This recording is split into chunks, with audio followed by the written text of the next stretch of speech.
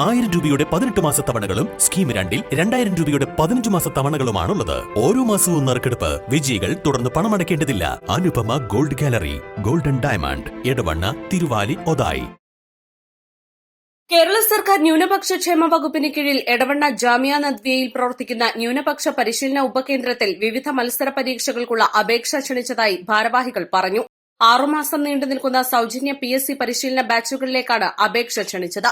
2024 July 2-ന് ആരംഭിക്കുന്ന 6 മാസം ദൈർഘ്യമുള്ള സൌജന്യ PSC പരിശീലന ബാച്ചുകളിലേക്ക് മെയ് 25 മുതൽ അപേക്ഷ സ്വീകരിച്ചു തുടങ്ങി.